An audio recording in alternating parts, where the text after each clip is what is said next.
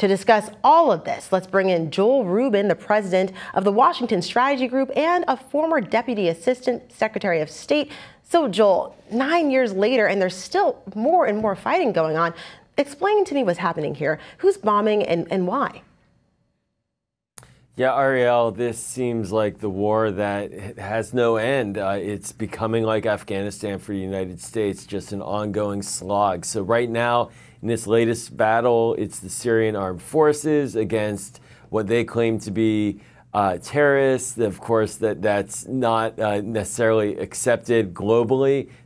Syria is being backed by Russia, and in many ways, the forces are free Syrian forces that are attempting to maintain their own space inside Syria. So what we're witnessing is this ongoing repetition of Syria's military bombing its civilians, bombing indiscriminately, backed by Russia, and no real political way out and no real end game here for the West in terms of how to bring this to a conclusion.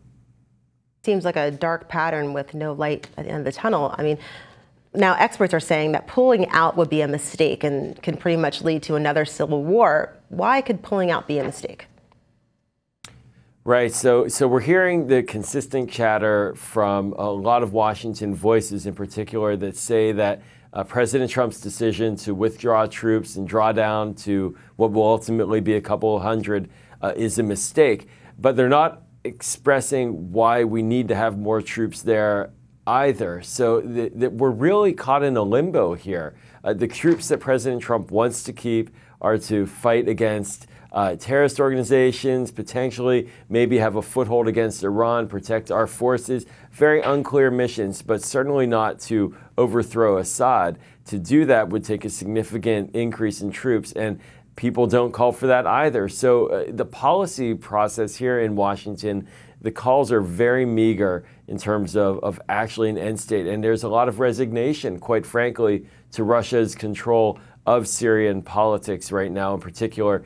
The danger, of course, though, is that Iran is involved in Syria as well. And the U.S. influence is very, very weak. And that could also lead to further escalation, potentially with Israel. And the result of all of this is that there's refugees fleeing in the hundreds of thousands. That's right. Where do they go?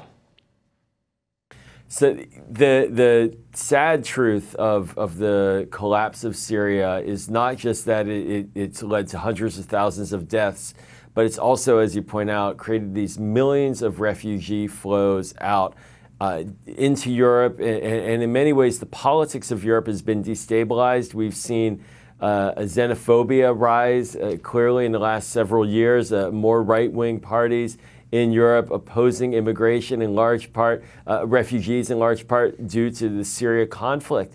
And so they are scattered. They're scattered in Turkey, in Jordan, other parts of the Middle East, and then into Europe. And it's devastating because Syria has essentially lost nearly 10 million of its population of upwards of 23, 24 million in terms of the movement inside.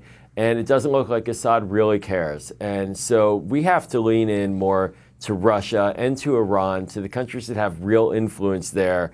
That's the way out. This sort of middle road process right now is essentially giving the leadership to Assad and the Russians without any real red lines as to how to end this suffering. Now, very quickly, Joel, the New York Times also had this really in-depth report on Bashar al-Assad's system of torture facilities with tens of thousands of prisoners. I mean, what's al-Assad's reasoning for these alleged prisons, excuse me? Yeah, like an internal gulag. And we have a lot of lessons here in Washington. There's the Holocaust Memorial Museum I was just at the other day. And there were claims that people didn't know what was going on. Right now, those claims in Syria, they have been made, but we know what's going on inside of Syria, and it's to terrorize the population. It's to eliminate opposition. It's essentially to just maintain as firm a control of the country as possible. And we really will have a lot of shame to look back on in years forward about what happened in Syria on our watch. Joel Rubin, thank you.